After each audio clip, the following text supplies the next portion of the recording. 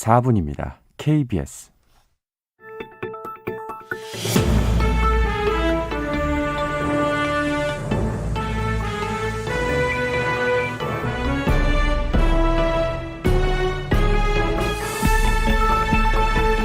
오늘 아침 일라디오. 새벽부터 제주와 중부 서해안을 중심으로 비가 내리기 시작했습니다. 반가운 봄비로 또 한 주가 시작됐는데요. 올 봄에는 비가 자주 오는 것 같죠? 실제로 지난 한 달 동안 평년보다 많은 비가 내렸습니다. 누적 강수량이 평년 수준을 회복하면서 농업용 저수지와 댐의 저수율도 평년 이상으로 관리되고 있다고 합니다. 충분히 비가 내리고 촉촉히 젖은 땅이 봄 기운을 가득 담아 싹을 틔워낸다면 농부에게 이것만큼 고맙고 반가운 일도 없을 겁니다. 지금 내리는 비는 전국으로 확대될 텐데요. 봄에 내리는 비가 반갑긴 하지만 제주와 남해안 또 지리산 부근엔 강하고 많은 비가 예상되니까요. 농작물이나 시설물 피해 없게 대비 잘 하시기 바랍니다. 4월 12일 월요일 오늘 아침 일라디오 출발합니다. 저는 아나운서 김재홍입니다.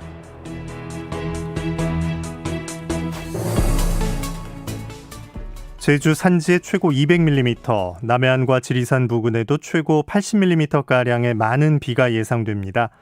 해안가를 중심으로는 바람도 많이 불고 대부분 해상에서 바람이 강해져서 물결도 매우 높게 일겠습니다. 조업이나 항해 나가는 선박들은 각별한 주의가 필요하겠습니다. 자, 오늘 아침 일라디오 여러분과 함께 만들어가는 시간입니다. 방송을 들으시면서 단문은 50원, 장문은 100원 드는 유료 문자 샵 9730 이용하실 수 있고요. 유튜브에서 KBS 일라디오 공식 채널 검색해서 들어오시면 채팅창에 참여하실 수도 있습니다. 자, 월요일 아침 이번 한 주 새농퀴가 시작되는 날이죠. 세상의 모든 농수산물 퀴즈. 저희가 선정한 제철 농수산물을 맞춰주시면 됩니다. 힌트를 잘 들어보시고 정답 아시겠다는 분들은 단문은 50원, 장문 100원 드는 유료 문자 샵 9730으로 보내주시기 바랍니다. 참여해주신 분들 가운데 30분께 농촌진흥청에서 제공하는 웰빙 혼합 잡곡 세트, 경기 농촌 융복합 산업 인증 제품인 사과즙 세트, 모바일 커피 교환권을 비롯한 다양한 선물 준비하고 있으니까요. 많은 참여 기다리겠습니다. 자, 그러면 이번 주 새농퀴 첫 번째 힌트 지금 나갑니다.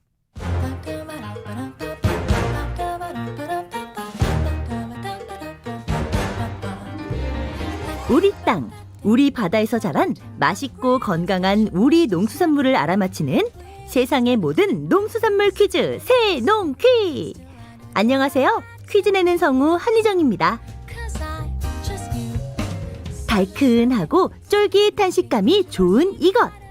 지금 가장 맛있을 때라는 거 다들 아시나요? 바다에 사는 이것은 주로 전복과 같은 장소에 사는데요. 그래서 양식을 할 때도 전복과 같이 키우는 경우가 많습니다.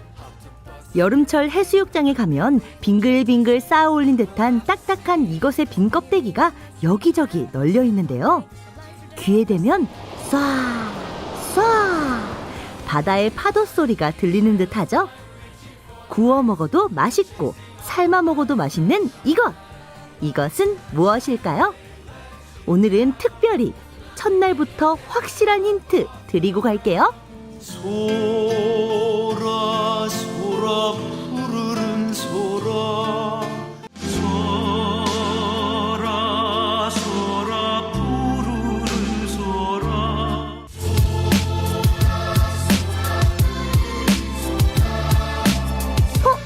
지금 뭐가 푸르다고 했죠?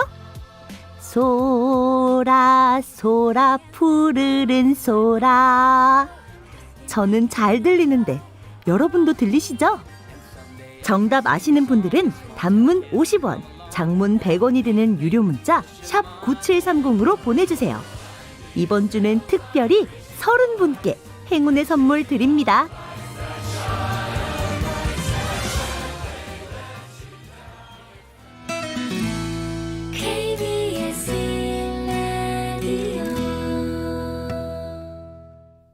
이번 주 새농퀴 정답인 이것은 최근에 자연밥상 시간을 통해서 소개해드리기도 했죠. 입맛음식가 함희현 대표와 함께 이것으로 만든 다양한 입맛음식들을 알아봤었는데 뿔 이것, 또 참 이것 등이 있습니다. 정답 아시는 분들은 단문 50원, 장문 100원 드는 유료 문자 샵 9730으로 보내주시기 바랍니다. 추첨을 통해서 30분께 선물 보내드립니다. 농작업 정보로 이어갑니다. 농촌진흥청 농촌지원국 김용길 농업기술전문위원과 함께합니다. 안녕하십니까? 예, 안녕하십니까? 네. 요즘에 그 치유 농업에 대한 관심이 높은데 얼마 전에는 치유 농업 육성법이라는 게 제정 시행되기도 했습니다. 농업의 한 분야로 서서히 좀 자리 잡고 있다 이렇게 느껴도 될까요? 예. 그 현대인들의 이제 몸과 마음을 치유하는 치유 농업이 주목받고 있는 가운데 치유 농업 육성법이 지난달 25일 제정 시행됨으로써 국민 건강도 지키고 농가의 새로운 수익 창출 분야로 성장할 것으로 기대가 됩니다.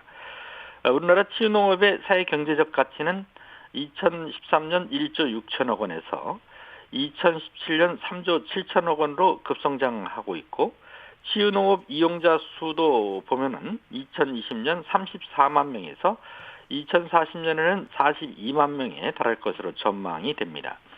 농촌진흥청이 그동안 치유농업의 효과를 측정한 결과를 보면 65세 이상 어르신은 우울증과 고혈압 개선, 성인병을 유발하는 콜레스테롤 수치 등이 감소됨을 확인했고 특히 이제 암과 뇌졸중으로 심리적 불안감을 느끼는 환자 같은 경우는 우울증이 45% 정도 감소하고 불안감도 30% 정도 낮춰주는 것으로 나타났습니다. 네. 농촌진흥청은 치유농업법 시행으로 앞으로 농업 농촌자원을 치유자원으로 만들고 맞춤형 프로그램 연구 개발과 치유 전문 인력 양성 등을 지원하는 치유농업추진단은 지난 5일 날짜로 이제 신설을 했고요. 치유농업을 농업의 한 분야로 적극 육성해 나가기로 했습니다. 네. 자, 오늘 전국적으로 비 소식이 있습니다. 이번 주 농업 기상도 어떻겠습니까?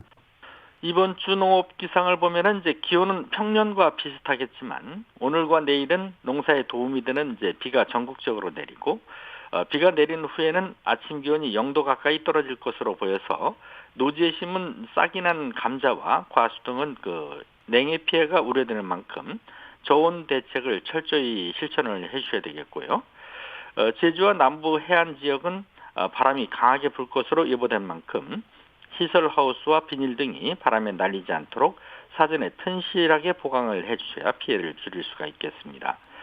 특히 올해는 봄철 이상 고온으로 갈색 날개 매미충과 꽃매미 등 그 돌발 해충의 부화 시기가 빨라지고 발생이 늘어날 것으로 조사가 됐기 때문에 예찰과 방제에 철저를 기해 주셔야겠습니다. 또한 농촌진흥청 조사 결과 이상 고온으로 인한 인삼 잿빛 곰팡이병과 전문이병 발생이 증가 추세에 있는 것으로 나타날 만큼 전용 살균제를 이용해서 방제를 해주시는데 같은 약제를 계속해서 사용하면은 내성이 생겨서 방제 효과가 떨어지기 때문에 작용 원리가 다른 약제를 번갈아 사용하는 것이 방제 효과를 높일 수 있음을 참고하시면 좋겠습니다. 네. 자, 어느새 4월 중순에 접어들고 있는데요. 농촌에선 가장 바쁜 시기이죠. 벼 재배 농가에선 이번 주에 어떤 일들을 해야 할지 알아볼까요? 예, 요즘 농가는 이제 모짜리 작업이 한창 진행되고 있는데요. 모짜리 설치는 가급적 바람이 적게 부는 오전 중에 해주시는 것이 좋겠고 벽실을 뿌린 후 싹이 난 모판을 모짜리에 옮길 때는 강한 햇볕을 받게 되면 하얀 모가 발생하기 때문에 모판을 모짜리로 옮길 때는 햇볕을 차단하고 모가 마르지 않도록 모판 위에 신문지나 부직포를 덮어서 습기가 유지되도록 해주시는 것이 좋겠습니다. 네. 밭에서도 바쁜 작업들이 이어지고 있는데 밭작물 재배 농가에서 실천해야 할 일들 뭐가 있을까요? 감자를 심고서 이제 비닐을 덮은 포장은 강한 햇볕으로 싹이 데이는 그 피해가 우려되기 때문에 싹이 나오면은 비닐을 바로 찢어주시고 찢어낸 비닐 구멍은 흙으로 잘 덮어줘야 수분 증발 억제와 바람에 비닐이 벗겨지는 피해를 예방할 수 있습니다. 또 중산간지대에서 옥수수를 재배하는 농가 같은 경우는 옥수수 파종을 서둘러 마치도록 하시고 옥수수는 잎이 7에서 8매 정도 나왔을 때 웃거름으로 시발당 요소 8에서 10kg 정도를 주시면 생육 촉진에 도움이 됩니다. 날씨가 따뜻해지면서 마늘과 양파를 연작한 밭과 웃자란 포장, 그리고 물빠짐이 불량한 포장 등에서 노균병이 많이 발생되고 있기 때문에 마늘과 양파밭을 매일 잘 살펴서 발생된 밭 같은 경우는 적용약제를 이용해서 방제를 철저히 해주셔야겠습니다. 노균병 약제 방제 적기는 노균병 포자가 많이 발생하는 시기에 적용약제를 7일에서 열흘 간격으로 3차례 이상 뿌려주시면 방제 효과를 높일 수가 있겠습니다. 네. 자, 이번 주 과수농가에서 해야 할 일도 살펴볼까요? 올해는 고온으로 인해서 꽃이 너무 일찍 폈고 또 졌기 때문에 열매 속기는 서둘러 해주시는 게 좋겠고, 영양분이 그렇게 이제 열매 속기를 빨리 해주셔야 영양분이 충실한 그 과실로 많이 이동을 하게 되는 효과를 볼 수 있습니다. 또 마무리 열매 속기는 동록이 발생한 것과 기형과 등이 뚜렷이 확인되는 시기까지 기다렸다가 하시는 것이 좋겠고요. 잎에 서리 피해가 발생했을 경우는 착과량을 줄여주시는 게 좋고, 꽃이 떨어진 후 열흘이 지난 후에 4종 복합비료나 요소를 물에 타서 잎에 뿌려주시면 잎의 활력과 나무의 세력 회복에 도움이 되겠습니다. 네. 자, 이번 비가 내리고 나면 기온이 떨어질 텐데 가축 건강도 잘 챙겨야겠죠. 축산농가에서 할 일들 뭐가 있을까요? 축산농가에서는 이제 가축 질병 예방을 위해서 농장 소독을 또 철저히 좀 해주시고, 외부인이나 사료 차량 등의 출입을 잘 통제하셔서 사전 예방을 하시는 것이 좋겠습니다. 또 매일매일 가축의 질병 여부를 세심히 관찰하고 질병 의심 증상이 발견되면 즉시 방역당국에 신고를 해주시는 게 좋겠고요. 봄철 기상과 그 질병은 밀접한 관계가 있는 만큼 일교차가 큰 날에는 어린 가축의 설사병과 호흡기 질병 발생이 증가할 수 있기 때문에 기온이 많이 내려갈 것으로 예보가 되면 보온 관리에 특별히 신경을 써주셔야겠습니다. 네, 농작업 정보 농촌진흥청 김용길 농업기술 전문위원과 함께했습니다. 고맙습니다. 네, 감사합니다.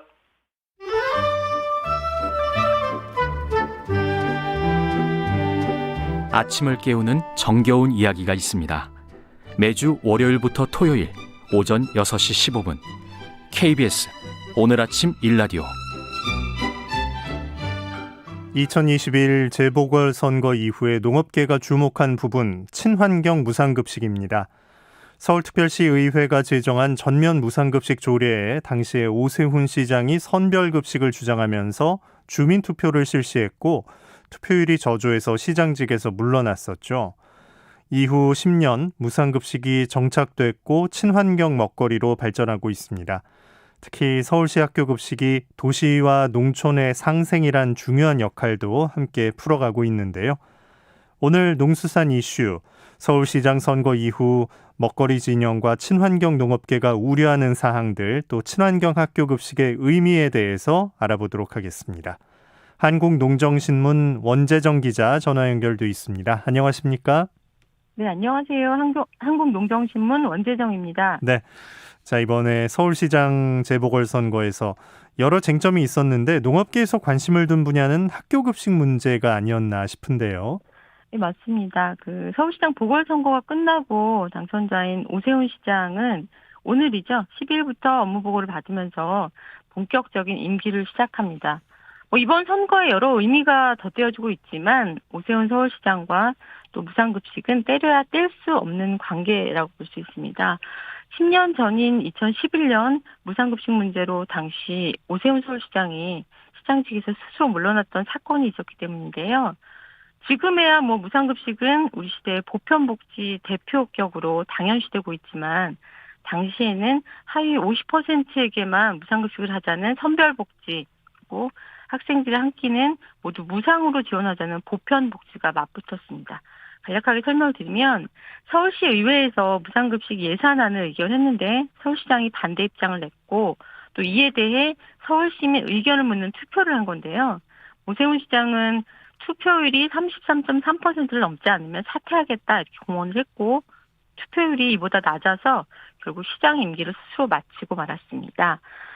최근 코로나19 재난지원금을 선별 지원하느냐, 보편 지원하느냐 논쟁과 똑같은 이 학교급식 무상 지원 논쟁이 10년 전에도 있었던 거죠. 네. 자, 이번 선거 과정에서도 그 친환경 무상 학교 급식에 대해서 몇몇 좀 나온 쟁점들이 있었나요? 네, 그 친환경 무상급식을 확대 발전시켜야 한다는 그 먹거리 운동 진영에서는 이번 선거에서 여당과 야당의 급식에 대한 입장이 굉장히 민감할 수밖에 없었는데요. 가장 우려가 됐던 부분은 뭐니 해도 무상급식 축소 주장이었습니다. 선거 하루 전날이었던 지난 6일 친환경 무상급식 풀뿌리연대 그리고 희망 먹거리 네트워크 등은 먹거리 운동 단체들은 성명을 하나 발표했는데요. 그 내용은 국민의힘 김혜지 국회의원의 무상급식 재검토 발언에 대한 비판 성명이었습니다. 네. 이 김혜지 국민의힘 국회의원은 이 2019년에만 314억 원의 국민 세금이 음식물 쓰레기 처리비로 쓰였다 하면서 보편적 교육복지에 대한 재검토가 필요하다는 취지의 발언을 했습니다. 이 말을 좀 풀어보면 음식물 쓰레기가 너무 많이 발생하고 있는데 그 이유 중에 하나가 무상급식이고 따라서 무상급식 정책을 재검토해야 된다는 취지였습니다. 선거가 야당 후보의 승리로 끝나면 무상급식이 후퇴하는 것 아닌가 하는 우려를 하고 있던 먹거리 운동 단체들에겐 굉장히 예민할 수밖에 없던 그런 발언이었습니다. 네. 음식물 쓰레기 처리에 돈이 많이 들어가니까 이걸 무상급식과 연결을 시켜서 재검토를 해보자 이런 의견을 주장한 거네요. 예, 그렇습니다. 음식물 쓰레기 줄이는 것은 물론 우리 사회에 굉장히 중요한 숙제인 건 분명한데요. 음식물 쓰레기와 무상급식을 직접 연관 짓는 것은 굉장한 무리가 있지 않나 생각이 듭니다. 더군다나 이제 먹거리 운동 단체들은 이런 단편적인 경제 논리로 친환경 무상급식에 흠집을 내는 것은 옳지 않다 이렇게 봤고요. 우리 학생들의 건강 문제와 연결된 친환경 무상급식 교육 정책을 더 이상 해묵은 논쟁거리를 만들지 말라 이렇게 성명을 통해서 반박을 했습니다. 네.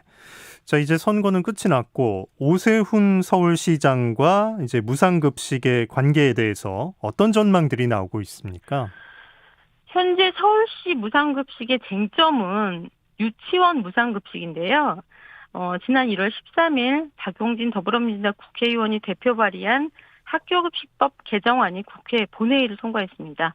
이 개정안의 핵심은 학교급식법 적용 대상에 유치원이 포함된다는 것이고 또 앞으로 유치원에서도 친환경 무상급식이 진행될 근거가 마련됐다는 것인데요.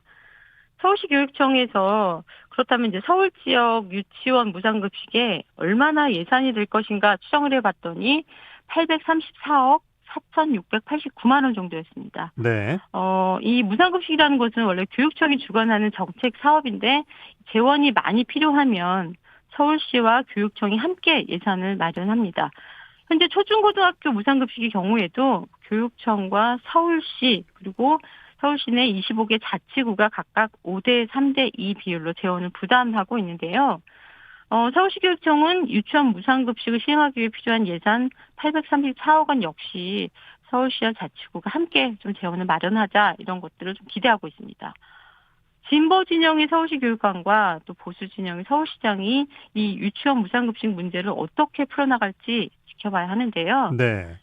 오세훈 시장이 급식 문제에 있어서는 예전과 다른 모습을 보일 것이라는 전망도 나오고 있고 다시 말해서 표면적으로 오세훈 시장이 유치원 무상급식을 반대하지는 않고 있다 이런 언론 보도가 나오고 있습니다. 그리고 또 임기 초반부터 서울시 교육청과 대립하는 이런 무리수를 두지 않을 것이란 이런 전망이 좀 많이 나오고 있는 상황입니다. 예. 중요한 건 그 먹는 것에 관한 문제가 정치적 입장으로 좀 휘둘려서는 안 된다 이런 거 아니겠습니까? 네, 맞습니다. 무상급식의 가치는 정치적 입장으로 가릴 수 없는 굉장히 절대적인 가치를 갖고 있는데요. 우리 아이들의 건강, 또 먹거리의 중요성의 인식, 도시와 농촌의 상생, 무상급식을 하면서 얻게 되는 효과들이 굉장히 많습니다. 특히 서울시 학교급식은 도농상생이라는 가치를 바탕으로 발전을 해왔는데요.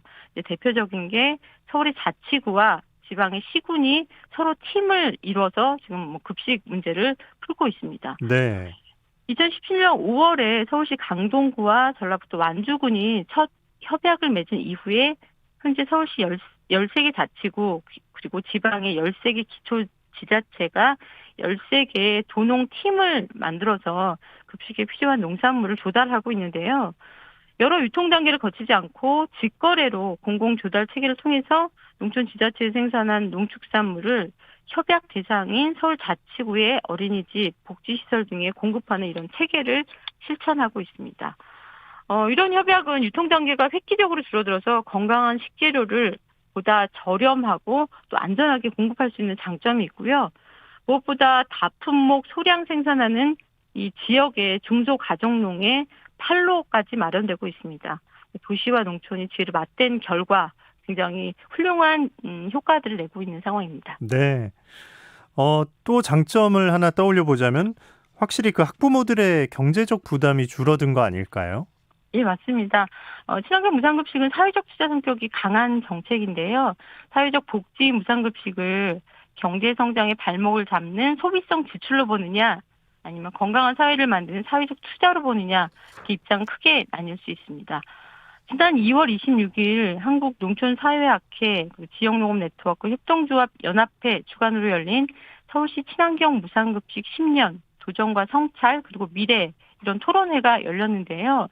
이 자리에서 김승현 서울연구원 도시사회연구실장은 무상급식으로 가정마다 매달 10만 원의 교육비 고정 지출이 줄어들면 그만큼 가정의 가처분 소득이 증가하면서 추가적으로 옷을 사 입거나 문화생활을 할 수 있고 그 비용은 제조업이나 서비스업에 투자되고 해당 산업의 생산이 확대된다 이렇게 말했습니다. 그러니까 급식 비용만큼 우리 가정의 연봉이 늘어나는 셈인 건데요. 네.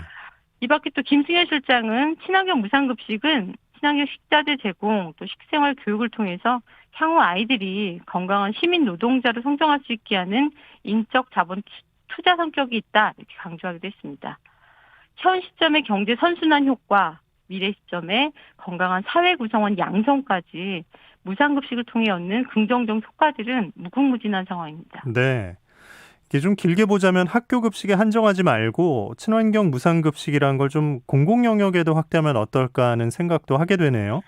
예, 맞습니다.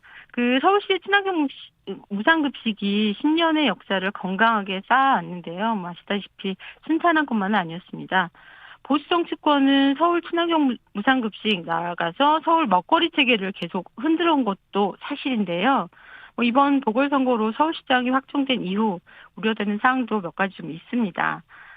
오세훈 서울시장은 친환경 무상급식 체계를 직접적으로 건드리진 않겠다 이런 입장은 보여왔는데 서울시 정책들을 전면 재검토하겠다는 것도 함께 밝혔습니다. 한국 매니페스토 실천본부의 지난달 29일 발표를 보면 후보자 시절에 오세훈 시장은 박원순 전 서울시장의 229개 정책 공약 중에서 22개 공약을 폐기할 계획이라고 했는데요. 폐기 대상 공약들 중에는 지역 돌봄 체계 안에서의 이 사회적 경제 촉진 활성화 공약, 그리고 도시농업 관련 각종 공약, 또 행정, 시민사회, 지역사회 간 사회적 협약 등이 있습니다. 이렇게 폐기 대상 공약들 중에는 민관 협치 관련 공약이 많다는 게 특히 우려된다는 것이 현재의 여론인데요. 이달부터 서울 시내 모든 초중고등학교 학생들은 매달 2번 고기 없는 급식을 먹게 됐고, 네. 탄소 배출량이 많은 육고기와 또 가공육 소비를 줄여서 기후 위기에 대응하자는 이런 취지입니다. 그 일부 학교에서는 채식 선택제도 시범 도입하는데요. 친환경 무상급식, 또 도농상수의 가치를 비롯해서 기후위기까지 서울시의 학교 급식은 점점 진화하고 있습니다. 이 추세가 계속 나가야겠다는 생각이 좀 들고요. 앞으로도 먹거리 정책이 뒷걸음 친다거나 혹은 폐기되는 이런 불행한 사태는 없었으면 합니다. 네. 농수산 이슈 한국농정신문 원재정 기자와 함께했습니다. 고맙습니다. 네, 고맙습니다.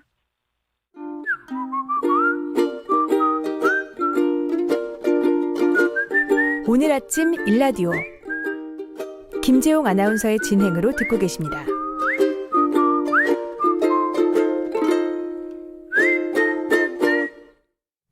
이번 순서는 민족문화콘텐츠연구원 박재희 원장이 전하는 고전으로 세상 읽기 시간입니다. 함께 들어보시죠. 안녕하십니까. 고전의 대문 박재희입니다. 이제 치열했던 선거도 끝나고 국민의 선택이 결정되었습니다. 이번 선거에서 승리한 사람이나 패배한 사람이나 선거를 통하여 많은 교훈을 얻었을 것입니다.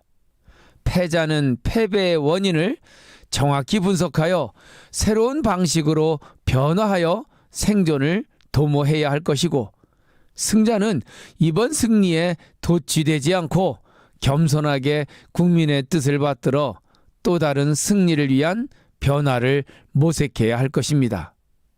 가장 큰 문제는 자신의 잘못을 인정하지 않고 남을 탓하거나 상황을 탓하는 것입니다. 내가 이번에 진 것은 나의 문제가 아니다. 나의 승리를 방해하는 세력이 있어서 그런 것이며 선택한 사람들의 무지에 의해서 그렇게 된 것이다. 이런 논리를 만들어 내 잘못 때문에 진 것이 아니라고 한다면 이번 한 번의 패배가 아닌 영원한 패배로 이어질 것입니다.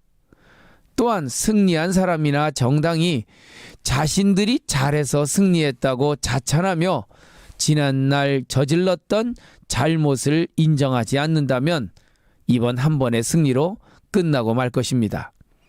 잘못했으면 잘못을 인정하라. 그 잘못을 인정하는 순간 새로운 또 다른 승리의 길이 열릴 것이다. 자신의 잘못을 인정하지 않고 합리화하는 것, 이것이 진정 가장 큰 잘못이다. 동양고전 논어에서 말하는 잘못에 대한 성찰 문구입니다. 잘못은 누구나 할 수 있는 것이지만 중요한 것은 그 잘못을 뼛속 깊이 인정하고 빨리 고치는 것입니다. 논어 하기편에 보면 잘못을 과감하게 인정하고 고치는데 두려워하지 말라는 구절이 있습니다. 과증 물탄개니라. 잘못이 있다면 그 잘못을 고치는 데 있어서 두려워하지 말아야 한다. 잘못할 과자, 과는 정상에서 벗어났다는 뜻이죠. 일반 상식에서 벗어난 것을 우리는 과라고 부릅니다. 과오, 과속, 과신, 이런 말들은 정상에서 벗어나 잘못을 저질렀다는 뜻입니다. 이런 잘못을 저질렀다면 물탄개니라. 말물자에 꺼릴 탄자, 고칠 개자. 그 잘못을 고치는데 어떤 거리낌이 있어서는 안 된다는 것입니다. 잘못을 인정하고 고침에 있어서 가장 중요한 것은 빠를 속자, 고칠 개자, 속개입니다. 빠르게 잘못을 인정하고 고치는 것이 잘못을 수정하는 가장 위대한 행동이죠. 어떻게 하든 잘못을 덮으려 하고 시간을 끌어 무마시키려 한다고 해서 그 잘못이 근본적으로 해결되는 것은 아닙니다. 같은 잘못이 반복되다 보면 그 조직과 사람은 생존 자체가 불가능해질 수밖에 없습니다. 남에게 보이려는 회개가 아니라 나를 위한 빠른 고침, 속개야말로 지속적인 생존을 위한 최선의 선택입니다. 사람은 누구나 잘못을 저지를 수 있습니다. 그리고 그 잘못을 인정하고 고쳐나가는 과정에서 더 큰 성장을 경험하기도 합니다. 성공의 기반에는 지난날 잘못을 인정하고 고치려고 했던 노력이 담겨 있는 것이죠. 잘못을 빨리 인정하고 고치는 것은 성숙한 사람이나 성숙한 조직의 모습입니다. 잘못이 있다면 시간 끌지 말고 빨리 고쳐라. 용기 있는 반성과 빠른 개선이 생존의 해답입니다. 고전의 댐은 박재희였습니다. 네, 날씨 알아보겠습니다. 전국이 흐린 가운데 제주에는 비가 내리고 있는데요. 서해안을 시작으로 오후에는 전국에 비가 내립니다. 퇴근길에도 비가 이어질 수 있으니까요. 오늘 출근하실 때 우산을 꼭 챙겨 나오시기 바랍니다. 남해안과 제주도를 중심으로 많은 비가 예상됩니다. 제주 산간에는 200mm 이상, 남해안과 제주도, 지리산 부근은 최고 80mm의 비가 내릴 것으로 보입니다. 오후부터 남해안과 제주에 강한 바람도 예상되니까요. 시설물 피해 없도록 주의하셔야겠습니다. 비가 오면서 낮에도 서늘하겠습니다. 서울이 16도, 대전 15도, 광주와 대구 17도로 예상되니까요. 옷차림도 따뜻하게 하셔야겠습니다. 내일 비가 그치고 모레부터는 찬 공기가 내려오면서 아침 기온이 크게 떨어질 전망입니다. 반짝 꽃샘추위가 예상되니까요. 농작물 피해 없도록 미리미리 잘 챙기시기 바랍니다. 오늘 아침 일라디오 함께하고 계십니다. 지금 시각은 6시 44분입니다.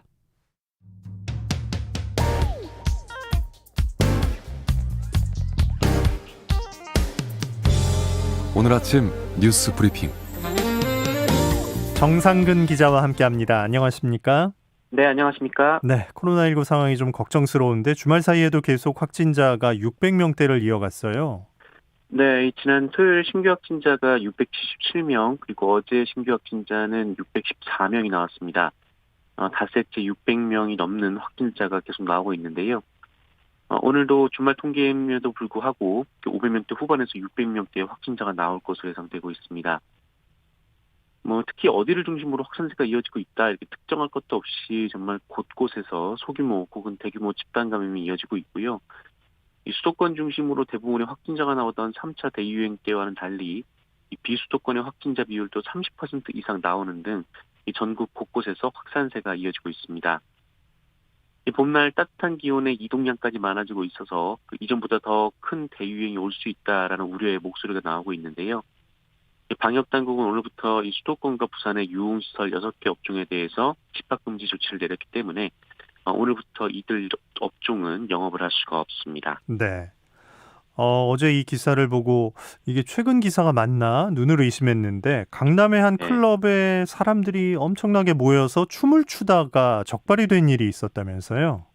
네, 이 경찰은 지난 토요일 밤 9시 반쯤 이 서울 강남구 역삼동의 한 건물 지하에 위치한 무허가 클럽을 단속했습니다. 이 클럽은 일반 음식점으로 등록해놓고 음향기기와 특수조명을 설치해서 사실상 클럽으로 운영을 해왔는데요. 이 안에서 무려 200여 명이 밀집해서 춤을 추고 있다가 적발이 됐습니다. 이들 대부분은 댄스 동호회 등을 통해서 모인 직장인들이었다고 하고요. 대체로 마스크를 쓰고 있었다고는 하지만 밀집도가 워낙 높았다고 하는데요. 해당 업소는 사회적 거리두기 조치가 강화된 이후에도 꾸준히 이 대규모 사적 모임을 진행해온 것으로 확인됐습니다. 네. 하지만 이 업주는 적법하게 허가를 받아 등록된 업소라면서 음식을 먹는 공간과 춤을 추는 공간이 나뉘어져 있다라는 입장입니다. 하지만 경찰은 이 업주를 식품위생법 위반 혐의로 체포했고요. 이 방역수칙을 어겨서 적발된 손님 등에게 감염병 예방법 위반으로 10만 원 상당의 과태료를 부과할 방침입니다. 경찰은 앞으로도 방역수칙을 위반하는 유흥시설에 대한 집중 단속을 이어나가겠다라고 밝혔습니다. 네. 자, 코로나19 아스트라제네카 백신 접종이 재개된다고 어제 밝혔죠? 네, 이 부작용 논란으로 중단됐던 아스트라제네카 백신 접종이 오늘부터 다시 시작됩니다. 앞서 유럽의학청은 아스트라제네카 백신으로 인해 희귀한 혈전이 생기는 부작용이 있지만 매우 드물게 나타나고 또 완치가 가능한 병이어서 접종을 계속하는 게 이익이다라고 발표했는데요. 이에 정부는 전문가들의 논의를 거쳐서 접종 재개를 결정했습니다. 이에 따라 특수학교 종사자와 유치원, 초중고등학교 보건교사, 감염 취약시설, 요양병원 등의 60세 미만 대상자들에 대한 접종이 재개가 됩니다. 다만 영국과 마찬가지로 30대 미만에 대해서는 아스트라제네카 백신 접종을 중단하기로 했는데요. 이 30대 미만은 백신 접종으로 얻는 이득이 희귀 혈전증이 생길 수 있는 위험보다 크지 않다라고 판단을 했습니다. 네. 이에 따라 30대 미만은 화이자나 얀센 등 다른 백신을 접종하기로 했고요. 다만 30대 미만이라고 해도 1차 접종을 마친 뒤 부작용이 없었다면 아스트라제네카 백신으로 2차 접종을 하면 된다라고 밝혔습니다. 네. 자, 토요일에 남양주의 한 주상복합 건물에서 대형 화재가 발생했는데 다행히 사망자는 나오지 않았죠? 네, 지난 토요일 오후 4시 반쯤 경기도 남양주시에서 큰 불이 났습니다. 이 도농역 인근 이 다산동의 한 주상복합 건물 1층 식당에서 불이 시작한 것으로 보이는데요. 육안으로도 화재 규모가 상당했습니다. 게다가 이 건물 지하에는 대형마트가 있었고 또 지상부터 18층까지 모두 360여 세대가 사는 고층 건물이었기 때문에 이 대형 참사가 우려됐었는데요. 네. 다행히 사망자는 발생하지 않았고 41명이 연기를 마신 것으로 드러났습니다. 그리고 이 중에 22명이 또 인근 병원으로 옮겨져 치료를 받았습니다.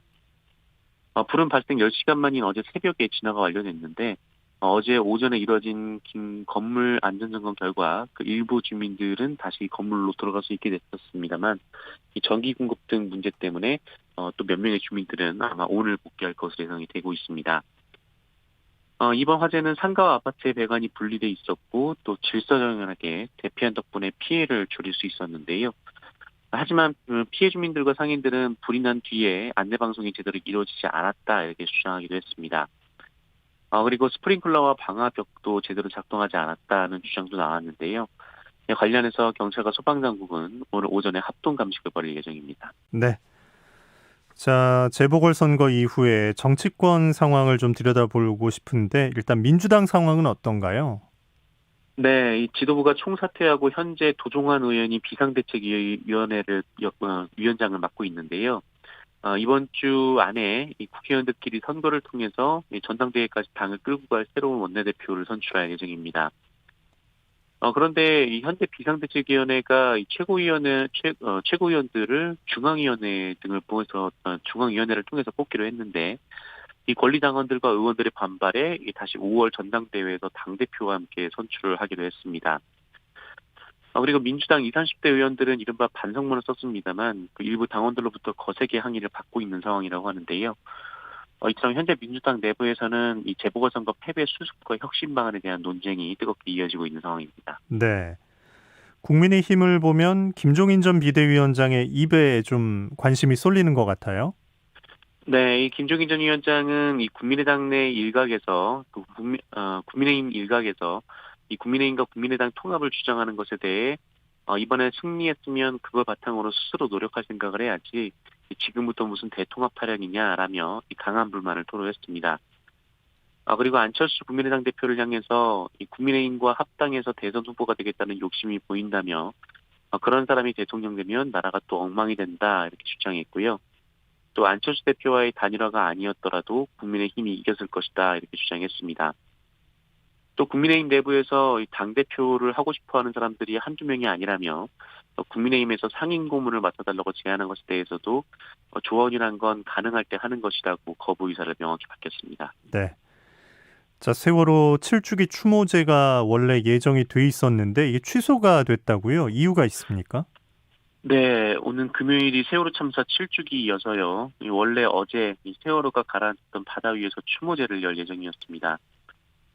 그래서 유족 50여 명이 목포까지 왔는데요. 그런데 이 추모제가 돌연 취소가 됐습니다. 해경이 제공한 배 때문인데요.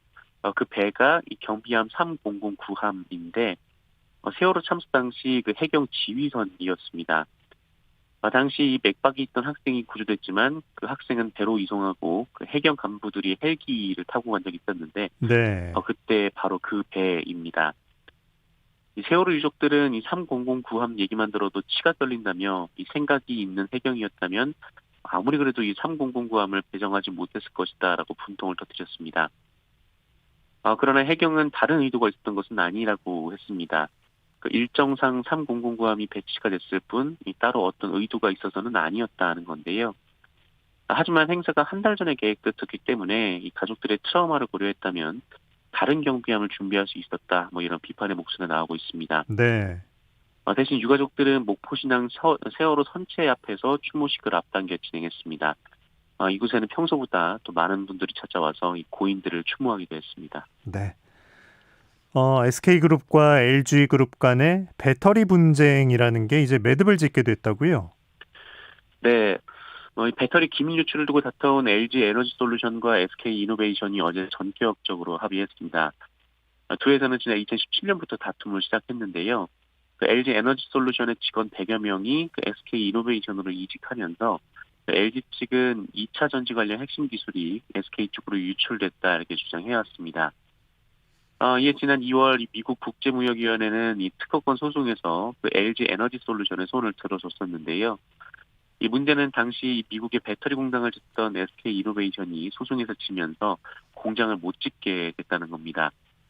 이에 따라 SK가 생산한 이 전기차 배터리를 받기로 한 미국 자동차 업체들도 난감해진 상황이었는데요. 결국 이 친환경차 정책을 강조해왔던 바이든 행정부가 두 회사의 합의를 압박한 것으로 전해지고 있고요. 또 국내에서도 이 국내 업체들 간의 소송전을 중재를 해왔습니다.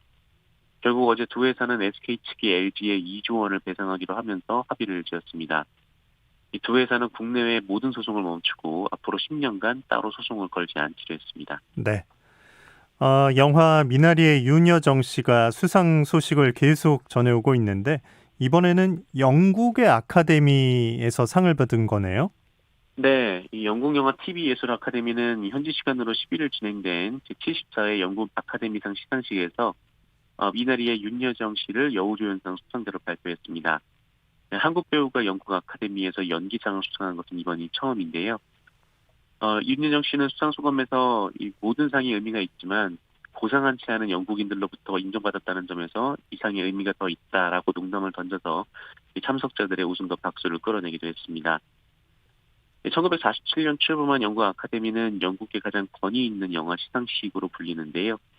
윤여정 씨는 이 미국 배우조합상에 이어서 이번에 영국 아카데미 여우조연상을 받으며 이 미국 아카데미상까지 수상할 가능성이 높아졌다라는 관측이 나오고 있습니다. 네, 뉴스브리핑 정상근 기자 고맙습니다. 고맙습니다. 유튜브 채팅창 안나님도 윤여정님 축하드려요. 대한민국 자랑스럽다라고 써주셨고요. 자, 4506님 오늘 비 소식 있어서 참 반갑습니다. 대지를 흠뻑 적셔서 농부들 시름을 덜어주길 하셨고요. 3012님도 주말에만 농사하는 도시농부인데 비가 기다려집니다. 이달 말까지 준비해서 5월 5일쯤에 고추모 심을 예정입니다. 올해 농사 기대됩니다. 라고 문자 주셨습니다. 고맙습니다. 자, 오늘 아침 일라디오 아나운서 김재웅이었습니다. 저는 내일 아침 6시 15분에 다시 찾아오겠습니다. 오늘도 행복하고 건강하게 하루 보내시기 바랍니다. 고맙습니다.